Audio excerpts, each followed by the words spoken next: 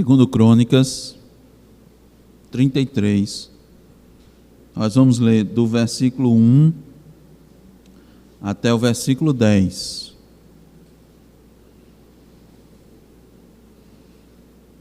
Segundo Crônicas 33, do 1 ao 10.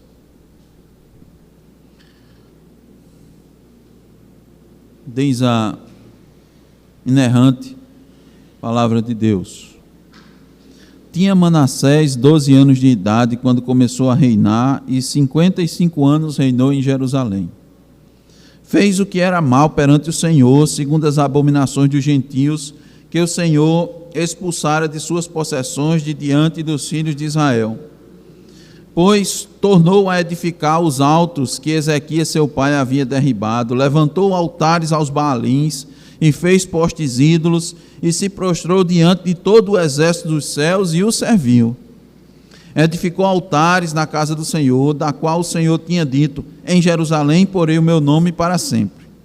Também edificou altares a todo o exército dos céus nos 2 átrios da casa do Senhor. Queimou seus filhos como oferta no vale do filho de Inom, adivinhava pelas nuvens, era agoureiro, praticava feitiçarias, tratava com necromantes e feiticeiros, e prosseguiu em fazer o que era mal perante o Senhor, para o provocar a ira. Também pôs a imagem de escultura do ídolo que tinha feito na casa de Deus, de que Deus dissera a Davi e a Salomão seu filho: nesta casa e em Jerusalém, que escolhi de todas as tribos de Israel, porei o meu nome para sempre, e não removerei mais o pé de Israel da terra que destinei a seus pais, contanto que tenham cuidado de fazer tudo o que lhes tenho mandado, toda a lei, os estatutos e os juízos dados por intermédio de Moisés. Manassés fez errar a Judá e os moradores de Jerusalém, de maneira que fizeram pior do que as nações que o Senhor tinha destruído de diante dos filhos de Israel.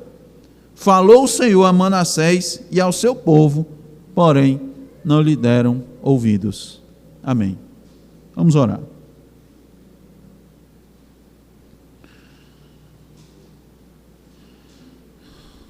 Senhor, estamos aqui, Senhor, diante de Ti, nos colocamos aqui, Senhor, nesse local, confiados tão somente em Cristo Jesus e na Sua obra. Senhor, reconhecendo a nossa inabilidade, incapacidade, Senhor, de falar de Ti, Senhor, da Tua parte, porque não temos essa condição. Isso não vem de nós,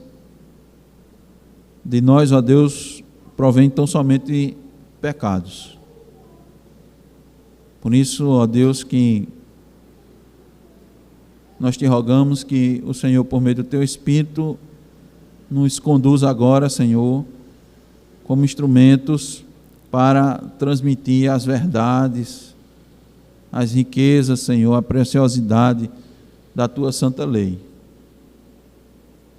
Que ela é boa, é perfeita, é santa e é agradável a Deus.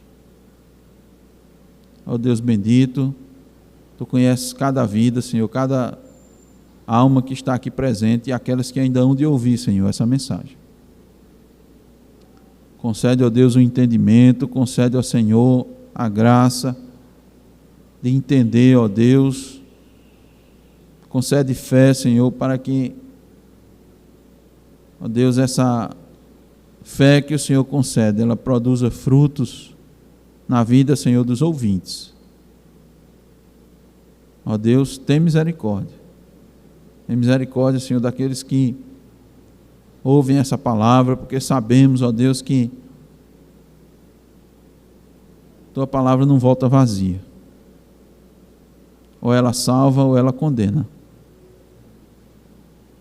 Sabendo, ó Deus, da nossa miséria, sabendo da nossa necessidade, nós te pedimos, ó Deus, a salvação, a edificação para aqueles que ouvem, ó Senhor. Te pedimos no nome de Jesus Cristo. Amém. Irmãos, o título do nosso sermão é a manifestação da infinita graça de Deus. A manifestação da infinita graça de Deus. Um dos grandes erros dos que se dizem cristãos é não conhecer a Deus verdadeiramente.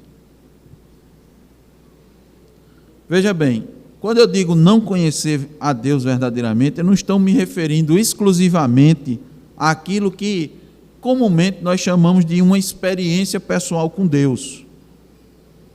Mas conhecer a Deus verdadeiramente é conhecer a sua santidade, é a sua justiça, é experimentar da sua misericórdia, é experimentar da sua graça, é compreender o seu decreto, é enxergar a sua longanimidade, é ver em todos os atos, em todos os acontecimentos a sua soberania, é ver o poder de Deus, em suma, é contemplar todos os atributos de Deus. Outro erro grande é não se conhecer verdadeiramente. Primeiro erro, não conhecer a Deus. O outro erro é não se conhecer verdadeiramente. E esse problema de não se conhecer verdadeiramente tem uma razão muito simples, mas ainda oculta da grande maioria das pessoas, e novamente os cristãos ainda estão inclusos nessa lista, principalmente aqueles que se dizem cristãos, porque necessariamente deveriam conhecer tanto a Deus como a si mesmo. Por quê? Porque o maior problema do homem diz respeito à sua natureza. Paulo nos diz em Romanos capítulo 5, versículo 12, que todos os descendentes de Adão nascem mortos espiritualmente. O rei Davi já havia dito isso. Ele disse que, eis que em iniquidade fui formado, e em pecado me concebeu minha mãe, está lá em Salmo 51, versículo 5. Mas mesmo que a grande maioria dos cristãos concordem com essa afirmativa, eles não têm noção da verdadeira situação em que um homem se encontra. Ele nasce morto espiritualmente. E nascer morto espiritualmente significa nascer completa e totalmente distante de Deus, sem condição alguma de se chegar a Deus por si mesmo, ou por você, pelo seu esforço, ou por qualquer coisa que outra pessoa possa fazer por você. E isso não depende dos seus antepassados, né? Não depende da sua linhagem, da sua árvore genealógica, não depende em que cidade, em que bairro, em que país alguém pertence, ou sob que circunstâncias socioeconômicas e religiosas ele nasceu e foi criado. Em toda e qualquer situação, todos aqueles que nasceram de Adão e Eva, nasceram inimigos de Deus.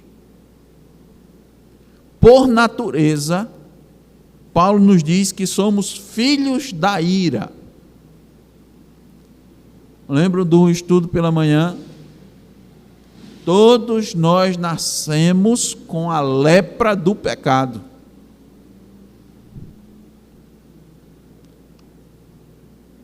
Lá em Efésios 2:3 nos diz que nós somos filhos da ira. Então aquela expressão assim, todos são filhos de Deus, não é correto. Todos não são filhos de Deus. Todos são criaturas de Deus. Todos os homens, todas as mulheres foram criados à imagem e semelhança de Deus. Mas não são filhos de Deus, são criaturas de Deus. Para ser filho de Deus é preciso nascer de novo, ter um novo nascimento. Não basta o nascimento natural. É preciso nascer da água e do Espírito. A Bíblia, além de dizer que nós somos filhos da ira, diz ainda que por nós mesmos não temos sequer condições de compreender as coisas de Deus, porque somos naturais e as coisas de Deus são espirituais. Então, além de nascer desse jeito, filho da ira, você nem sequer por si mesmo tem condições sozinho de entender as coisas de Deus. E a pergunta é, então como é que pois o homem se volta para Deus? Como é que o homem atende à voz de Deus? Como é que o homem atende ao clamor da pregação? Como é que o homem atende ao clamor do arrependimento? Pela graça, diz as Escrituras. Só pela graça. Para você ouvir a voz de Deus, para você fazer aquilo que é agradável a Deus, é necessário ser alvo da graça de Deus e vem o novo nascimento. Precisa vir, em primeiro lugar, a regeneração. Na ordem da salvação, o que vem primeiro é a regeneração. Um morto não ouve. Um morto não entende. Um morto não responde. Um morto não pensa. Por isso que Cristo disse de forma muito clara a Nicodemos: necessário vos é nascer de novo. Por quê? Porque Nicodemos não entendia. E Nicodemos não era qualquer um. Nicodemos era mestre entre os judeus. Nicodemos era um líder religioso, respeitado, ouvido. E Cristo foi muito claro: se você não nascer de novo, Nicodemos, de nada adianta. Por isso que nessa noite, com o título A Manifestação da Infinita Graça de Deus, nós vamos buscar mostrar, no sermão baseado em 2 Crônicas 33, do 1 ao 17, duas formas de como podemos entender a infinita graça de Deus, que atinge pecadores nessas condições, miseráveis, mortos nos seus delitos e pecados e indignos da graça de Deus. Lembra que nós dissemos anteriormente, você precisa entender o seu estado, quem é Deus e o seu estado. Muito bem. Para tentarmos compreender a graça de Deus, você tem que entender primeiro o estado do homem. E esse exemplo que nós temos aqui na Escritura é um ótimo exemplo, é um excelente exemplo do que é a graça de Deus. Então, para entendermos a grandeza da infinita graça de Deus, primeiro é preciso entender que ela se manifesta a qualquer pecador. A qualquer pecador. Porque nós temos também uma tendência errada, um costume errado de classificar o pecado e os pecadores. Esse é um pecador maior, esse é um pecador menor. Esse aqui pecou demais, então a graça de Deus aqui tem que ser dobrada ou triplicada nisso. Agora esse aqui pode ser uma graça menorzinha, vai resolver. Porque ele está num estado assim, não está tão ruim não. Para que os irmãos entendam a infinita graça de Deus. E quero lembrar de novo uma coisa que temos dito aos irmãos, que o mesmo poder que agiu para ressuscitar Cristo dentre os mortos, é o mesmo poder que faz com que um pecador saia da morte para a vida. Para compreender a grandeza da infinita graça de Deus, é preciso entender que ela se manifesta a qualquer pecador. Versículos 1 e 2 de 2 Crônicas 33. Tinha Manassés 12 anos de idade quando começou a reinar, e 55 anos reinou em Jerusalém, fez o que era mal perante o Senhor, segundo as abominações dos gentios que o Senhor expulsara de suas possessões de diante dos filhos de Israel. Vamos entender Manassés. Quem era Manassés? A vida de Manassés. O lar que Manassés vivia. As circunstâncias nas quais ele cresceu. Primeiro, ele cresceu num lar onde havia um exemplo das Escrituras. Porque seu pai, o rei Ezequias, era um homem temente a Deus, era um homem piedoso. É um dos reis chamados reis reformadores, Ele empreendeu grandes reformas em Judá.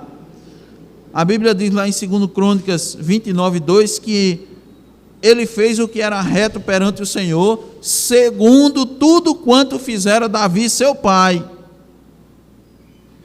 Então ele era um homem temente a Deus. No primeiro ano de seu reinado, ele abriu as portas da casa do Senhor, ele restaurou o sacerdócio, ele purificou o templo, ele regulou as contribuições para os sacerdotes e levitas poderem novamente se dedicar à obra do Senhor. E esse é o testemunho que as Escrituras dizem a respeito de Ezequias.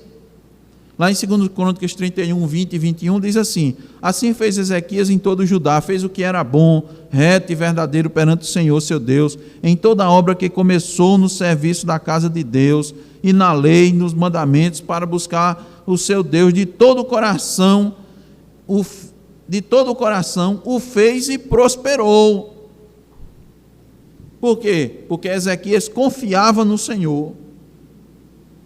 É de tal maneira que diz que, em 2 Reis, diz que nunca houve ninguém como ele entre todos os reis de Judá, nem antes nem depois. Então Manassés cresceu num lar onde ele tinha um grande exemplo a ser seguido. Um grande exemplo. Esse lar onde ele vivia, ele era um lar onde o temor de Deus estava presente, onde havia piedade. Ele, enquanto criança, ele ouvia a palavra de Deus. Por quê? Porque o culto tinha sido restaurado. Lá em 2 Crônicas 32, 20, diz que seu pai era aconselhado pelos profetas do Altíssimo. Alguns comentaristas, eles colocam que é bem provável que Manassés, ele começou a reinar junto com seu pai.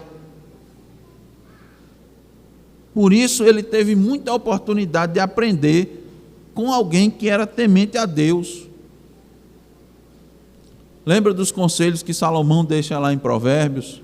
Os ensinos de sabedoria: filho meu, ouve o teu pai, não deixe a instrução da tua mãe. Certamente Ezequias estava dizendo isso para seu filho: meu filho, não deixe o Senhor, atente para a lei de Deus. Olha, tome cuidado. O Senhor, Ele é um Deus gracioso. Deus nos abençoa, Deus abençoou nossa nação.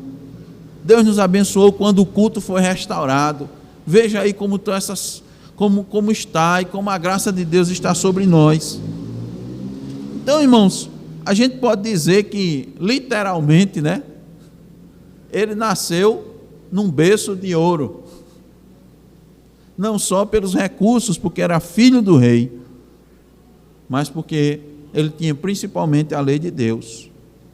Então, ele tinha todas as condições objetivas para ser um cristão piedoso, para ser um bom rei, um rei justo. Mas não foi isso que aconteceu. Mais ainda, seu reinado foi um reinado longo. Os irmãos estão lembrados aí na leitura, 55 anos ele reinou. Então todo esse tempo foi um ótimo tempo para ele também se arrepender, também analisar sua vida, seu reinado, para avaliar seus erros, para ouvir bons conselhos, para buscar os conselheiros. Certamente ele ouviu o exemplo de seu pai, que recebeu um ultimato do profeta Isaías. Estão lembrados? Foi esse rei que recebeu um ultimato do profeta, mas quando ele ouviu a voz, ele estava deitado de cama, pronto para morrer. Ele se virou o rosto para a parede e se humilhou diante do Senhor, pediu perdão, e Deus mandou o mesmo profeta que disse que ele ia morrer, disse assim: olha, Deus ouviu a tua oração e te acrescentou 15 anos. Ele ouviu esse exemplo, ele ouviu. O seu pai era um exemplo vivo da graça de Deus, da misericórdia, de que Deus ouve aqueles que se arrependem dos seus pecados. Mas ao contrário do seu pai, o que ele fez? Passou a maior parte da sua vida enchendo Jerusalém de ídolos. Além de não bastasse encher a cidade de ídolos, colocar os ídolos na casa do Senhor. Não para por aí.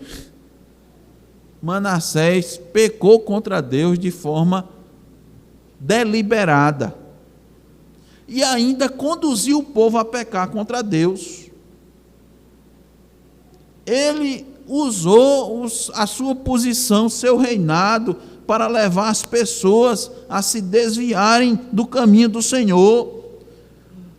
No versículo 9 nos diz que ele levou a nação a fazer coisas piores do que as nações pagãs. Foi ele que liderou o povo a adorar a Deus, a adorar Baal, a se voltar contra Deus e adorar Baal. No versículo 3 nos diz que ele se prostrou diante de todo o exército do céu. Ele adorava as estrelas. Ele se tornou um viciado em astrologia. Se fosse nos dias de hoje, não saía de casa sem consultar o horóscopo, né? Como era um rei, certamente em volta dele tinha os astrólogos, né? Para dizer que roupa, qual é a cor da roupa que eu uso hoje, qual é o número da sorte. Hoje eu devo ser aquela pessoa ousada ou mais conservadora. Não é assim que diz o horóscopo? Faça isso, faça assim. Ele se tornou um apóstata. Ele não parou por aí não. Profanou a casa de Deus. Lembre-se que reis como Acais, eles fecharam a casa de Deus. Mas Manassés foi pior. Em vez de ele disse: não, eu vou abrir a casa de Deus. Não vou deixar fechado não. Agora eu vou colocar ídolos. Isso é uma profanação. Insultou a Deus. Irritou sobremaneira a Deus. Não para por aí. Olha o versículo 6.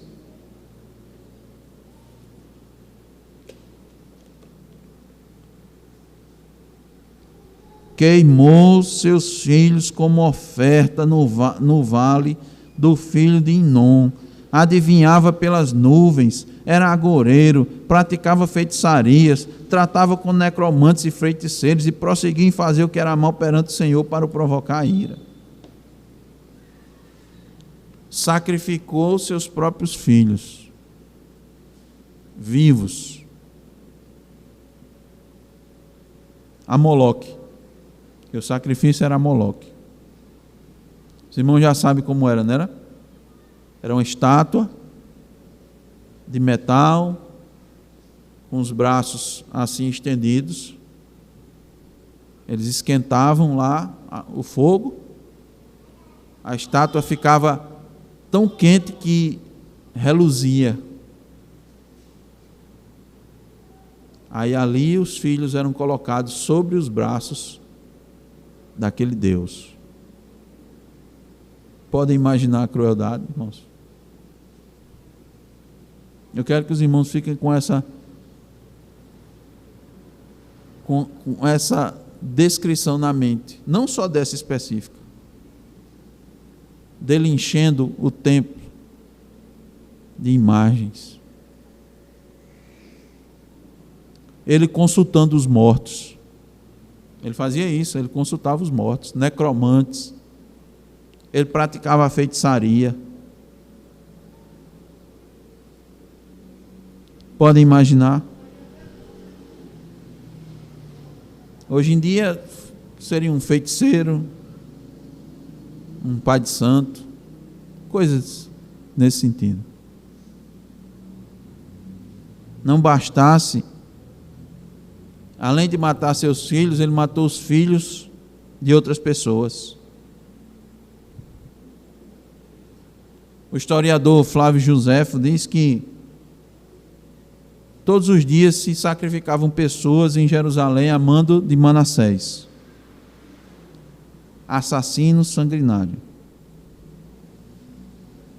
E Deus ainda o advertiu.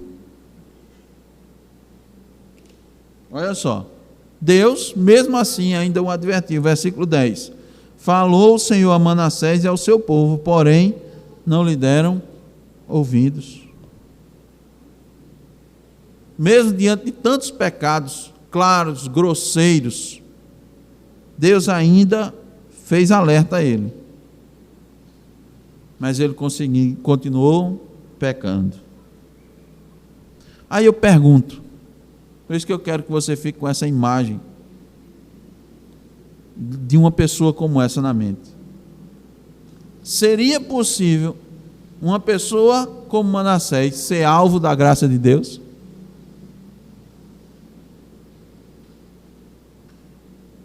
Aí vem a resposta, irmãos. Lá em Romanos 9:18. Portanto, Deus tem misericórdia de quem Ele quer e endurece a quem Ele quer.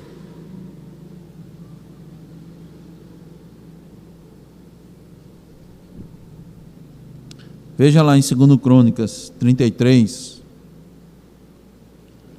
o 12 e o 13, a parte A, diz assim: Ele, angustiado, suplicou deveres ao Senhor, seu Deus, e muito se humilhou perante o Deus de seus pais. Fez-lhe oração, e Deus se tornou favorável para com ele. Aí você pode até perguntar, como assim Deus? Né? Como é Deus favorável a um homem desse? Um assassino, um sanguinário, um homem que não se compadece de ninguém, que virou as costas para Deus, que não teve piedade sequer dos seus filhos, um homem que consulta os mortos, que praticou tudo o que Deus disse que abominava, e ele fez uma oraçãozinha e Deus ouviu. Depois de tudo isso, irmãos, só compreendemos o que é a graça de Deus quando temos uma visão real do que realmente somos. E Manassés é um ótimo exemplo. Agora deixa eu falar me permita dirigir a palavra para nós mesmos. Significa dizer que enquanto considerarmos que não somos tão ruins, a graça de Deus não vai ter real valor sobre as nossas vidas. Se você se considera minimamente bom, então a graça de Deus não tem valor. Mas você pode estar pensando assim, mas pastor, o senhor está querendo que eu me compare a Manassés, é? É exatamente isso. A Manassés. Mas eu quero lhe ajudar. Porque você disse, é difícil. É muito difícil eu me comparar a Manassés. Porque Manassés matou seus filhos, mandava matar as pessoas, e eu nunca matei ninguém. Eu nunca levantei a mão com uma arma branca para ninguém, ou apontei uma arma de fogo para ninguém. Eu nunca sequer nem atropelei ninguém no trânsito, sem querer. Como é que o Senhor quer que eu me compare a Manassés, esse homicida? Aí eu pergunto, você nunca se irou contra seu próximo? Nunca? Você nunca ficou com raiva do seu irmão? De modo a alguma vez lhe dirigir palavras ofensivas ou sequer se dirigiu só por dentro? Você nunca ficou morto de raiva? Aí eu fiquei uma vezinha só. Primeiro você já matou. Mas tem certeza que foi uma vezinha só na sua vida todinha? Então eu quero lhe dizer que a sua lista de assassinato é muito maior do que você imagina. Quem disse isso foi o próprio Jesus Cristo. Aquele que se irá contra seu irmão, já matou ele.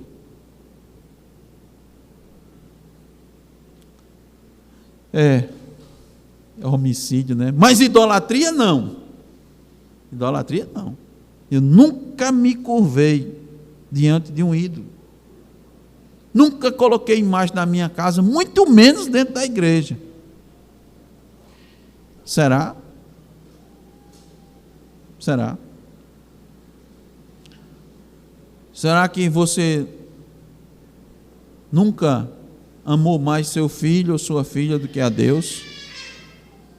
Será que você nunca colocou seu filho ou sua filha em primeiro lugar do que a Deus, seu esposo, sua esposa, atendendo suas vontades, que eram contrárias à vontade de Deus?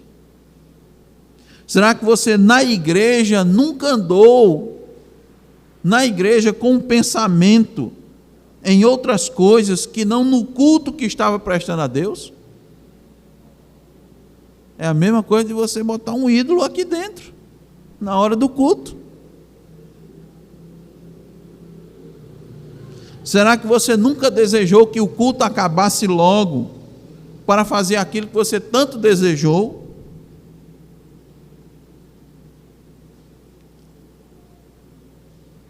É preciso você refletir. Se é que você nunca colocou o seu trabalho, seus poucos bens, qualquer outra coisa em primeiro lugar na sua vida. Isso é idolatria. É, nesses termos, eu pergunto mais. Aí você diz, não, mas Manassés não só pecou, mas levou o povo a pecar. E eu pergunto, com suas atitudes, você nunca levou seu próximo a pecar? Nunca levou ninguém a pecar com suas atitudes? Será que você nunca falou mal de alguém? Ou até mesmo falou uma verdade na hora errada?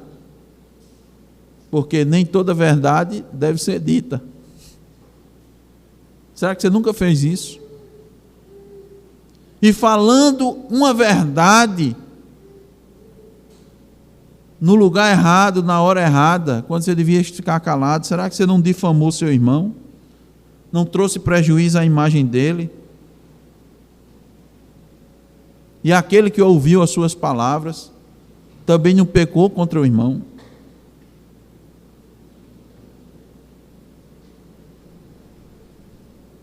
Dessas perguntas que eu fiz, você conseguiu responder não a todas elas? Que nunca fez isso? Se você conseguiu dizer não, então realmente você nunca pecou à semelhança de Manassés. Parabéns. Mas caso contrário, considere a infinita graça de Deus sobre sua vida. Considere. Porque você não tem diferença nenhuma de Manassés.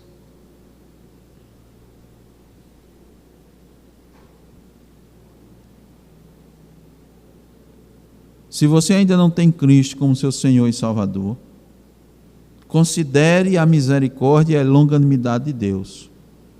Porque se você hoje está aqui e ainda está de pé e ouvindo essa palavra, é pela sua graça e é pela sua misericórdia. Aproveite a oportunidade que Deus está lhe dando e faça como Manassés. Ore pedindo misericórdia a Deus. Porque desse jeito você pode ser alvo dessa infinita misericórdia. Quero lhe dizer que Deus não tem a obrigação de manifestar misericórdia a ninguém. Lembra lá em Romanos? Terei misericórdia de quem eu quiser ter misericórdia. E vou me compadecer de quem eu quiser me compadecer. Mas eu não tenho obrigação. Então, nós vimos que para entendermos a grandeza da infinita graça de Deus, é preciso saber que ela se manifesta a qualquer pecador. Em segundo lugar, ela restaura o pecador arrependido. Olha o versículo 13 de 2 Crônicas 33, a parte B. Logo depois que Manassés orou, diz assim: e o fez voltar para Jerusalém ao seu reino. Então reconheceu Manassés que o Senhor era Deus. Então, nós precisamos entender que se há uma coisa que Deus não resiste, é uma confissão sincera de pecados.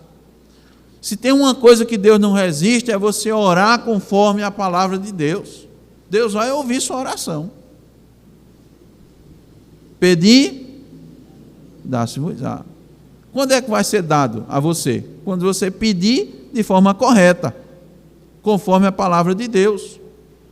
Porque o próprio Tiago diz assim: pedis e não recebeis, porque pedis mal. Agora peça da forma correta, que Deus vai atender a sua oração. Então, a misericórdia de Deus, ela restaura o pecador, porque Deus ouve a oração de confissão de pecados.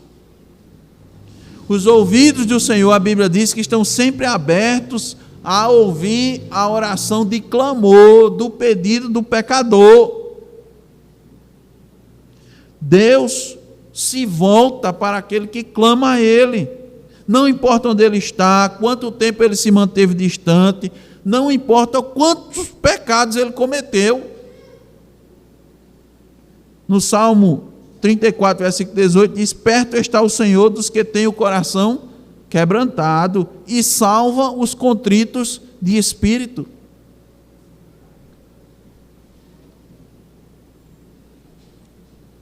Lembra de quando estudamos a parábola do filho pródigo? Que poderia ser chamada da parábola do novilho cevado. Deus sempre está pronto a perdoar e restaurar seus filhos. Lembra que aquela parábola é a terceira, né?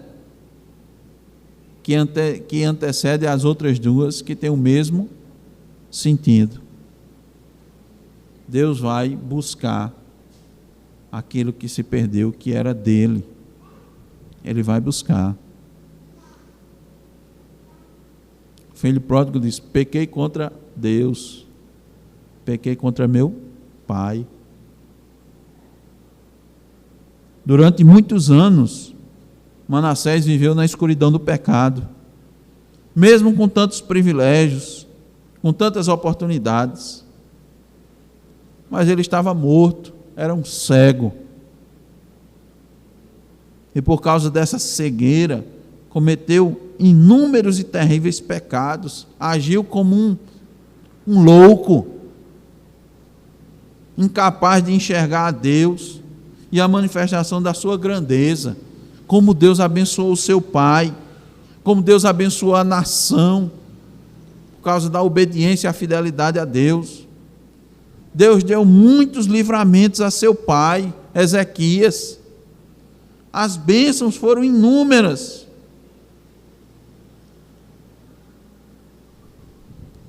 Uma delas foi o livramento de Judá das mãos de Senaqueribe, rei da Síria. Depois os irmãos leiam 2 Crônicas 32, do 21 ao 23. Não havia como escapar daquele cerco. E Deus os livrou. Deus livrou seu pai de uma doença mortal. E foi exatamente no período extra, digamos assim, que Deus deu a Ezequias, que nasceu Manassés. Ele nasceu porque Deus deu mais 15 anos. Seu pai era um rei extremamente próspero, porque tudo veio das mãos do Senhor. Mas ele não podia contemplar tudo isso. E isso ocorre com qualquer um nos nossos dias, em qualquer criatura, em qualquer época. Até que seja alcançado pela infinita graça de Deus, a pessoa não passa de um cego. É preciso ser iluminado, como foi Manassés. Por isso que no final do versículo 13 diz: então reconheceu Manassés que o Senhor era Deus. Quando foi que ele reconheceu? Quando a infinita graça de Deus caiu sobre a vida dele. Foi quando Deus fez aquele transplante, tirou dele o coração de pedra e colocou o coração de carne, o coração sensível. É aí que ele deu uma nova vida. O Espírito precisou atuar nele para convencê-lo do seu pecado. Lhe deu um entendimento espiritual. Aplicou nele a obra de Cristo, para que ele pudesse entender que o Senhor era Deus.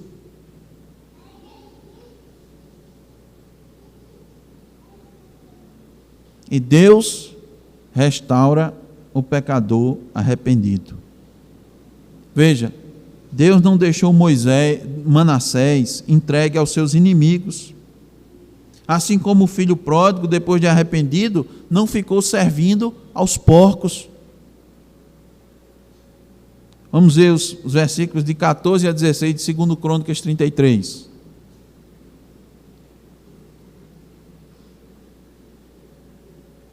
E depois disto, edificou o muro de fora da cidade de Davi, ao ocidente de Gion, no vale, e à entrada da porta do peixe, e ao redor de Ofel, e o levantou muito alto. Também pôs capitães de guerra em todas as cidades fortificadas de Judá, e tirou da casa do Senhor os deuses estranhos e o ídolo, como também todos os altares que tinha edificado do monte da casa do Senhor e em Jerusalém, e os lançou fora da cidade, e reparou o altar do Senhor, e ofereceu sobre eles sacrifícios de ofertas pacíficas e de louvor, e ordenou a Judá que servisse ao Senhor, Deus de Israel. Manassés, depois de restaurado, ele fez uma grande limpeza, faxina na sua vida e na casa do Senhor. Jogou fora aquelas abominações. Porque, irmãos, arrependimento requer mudança. Arrependimento não pode ser só verbal, como nós vimos também. Ele teve atitudes que manifestaram fé, de que ele estava crendo de fato em Deus. Passou a buscar a Deus, a como Deus determinou, passou a adorar verdadeiramente a Deus, como seu pai o fizera, e levou a nação a servir ao Senhor. Por que isso aconteceu, irmãos? Porque a infinita graça de Deus se manifestou na vida de Manassés, um grande pecador.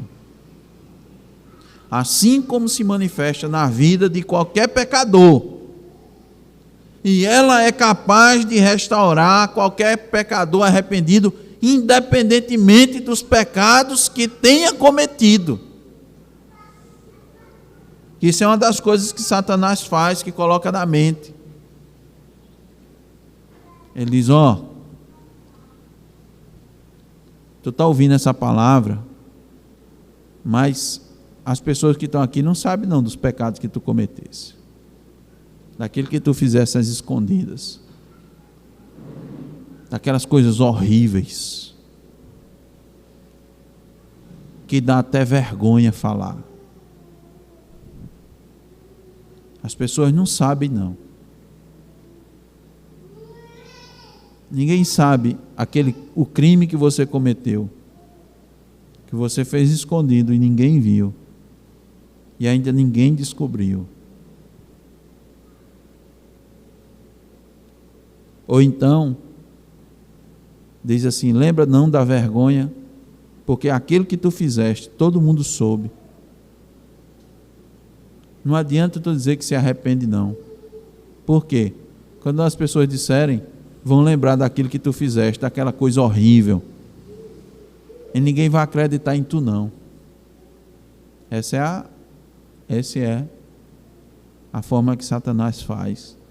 Mas nós estamos vendo que a infinita graça de Deus, ela não só alcança qualquer pecador, como ela restaura. Ela restaura. Porque é a graça. Onde abundou o pecado, Paulo diz, superabundou a graça. Olha aqui na vida de Manassés. Para finalizar, eu quero trazer mais algumas aplicações para as nossas vidas, algumas lições. Principalmente agora, deixa eu falar para as pessoas que estão na igreja, os pais, olhando para a vida de Manassés, olhando para a vida do pai de Manassés, um grande rei reformador.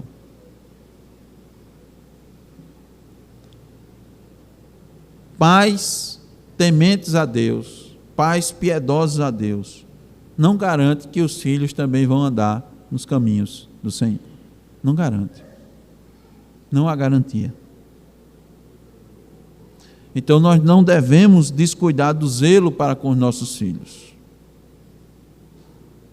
do cuidado com as suas almas. Vocês viram o que Manassés fez? Lembra também de alguns filhos de Davi, como Absalão.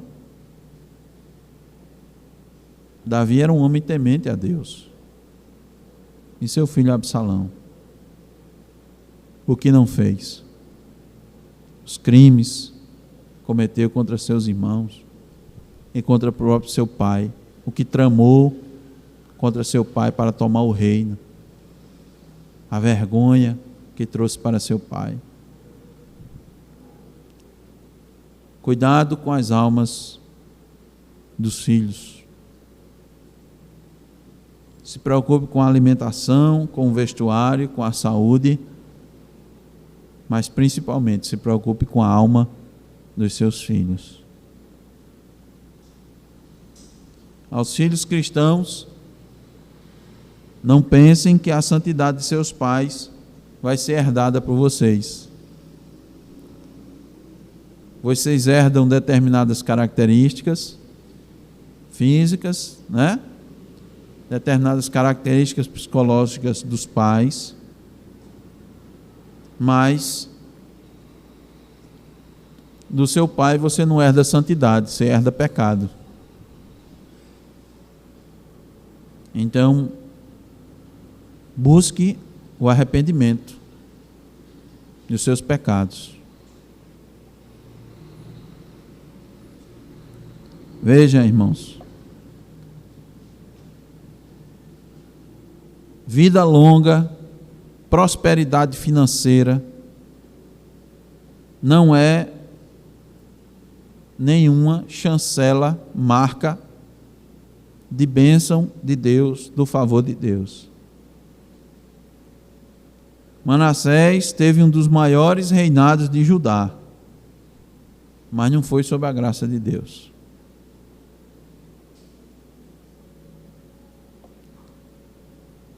Independentemente da idade que você esteja nesse momento, é bom você refletir. Os anos que você viveu foram, de fato, anos vividos segundo a vontade de Deus? Aquilo que você tem vivido hoje tem sido segundo a vontade de Deus? Deixe-me também reforçar aquilo que nós dissemos. Não há grau de pecado cometido que a graça de Deus não possa agir de modo a conceder o perdão. Não importa o que se fez no passado, o que importa é o clamor nos dias de hoje, pedindo a graça de Deus, a necessidade de Deus. Não espere algo terrível acontecer na sua vida como com Manassés. O momento em que Manassés rogou ao Senhor, ele estava preso. E Deus mandou sobre Manassés os assírios, povo conhecido pela sua crueldade, pela sua impiedade e violência. Para vocês terem uma ideia, um comentarista bíblico diz que Manassés, um comentarista bíblico conhecido brasileiro, pastor Hernandes Dias, diz que Manassés foi levado preso para a Síria como um bicho, com uma canga no pescoço, anzol na sua boca. Foi assim que ele foi levado e jogado na prisão. Será que você precisa passar por isso para reconhecer o seu pecado? Lembre-se, Deus abomina o pecado e o pecado jamais vai ficar sem julgamento. E mesmo quando Deus perdoa o pecado, as suas consequências perduram. Elas perduram. O mal que Manassés cometeu, ele perdurou ainda durante muitos anos em Israel. Então hoje é o dia da oportunidade de se voltar para Deus. Esse é o momento. Não importa se você jamais atentou para Deus, independentemente da sua condição. Se você vivia dentro da igreja todos os anos, desde que nasceu, ou se você entrou na igreja, é a primeira vez que você entra na igreja, é a segunda, isso não importa. Deus sempre está pronto para ouvir o clamor, porque a sua graça é infinita. Que reconheçamos essa graça de Deus, que reconheçamos nossa necessidade de Deus, e assim a gente possa glorificar a Deus nas nossas vidas. Amém. Vamos orar.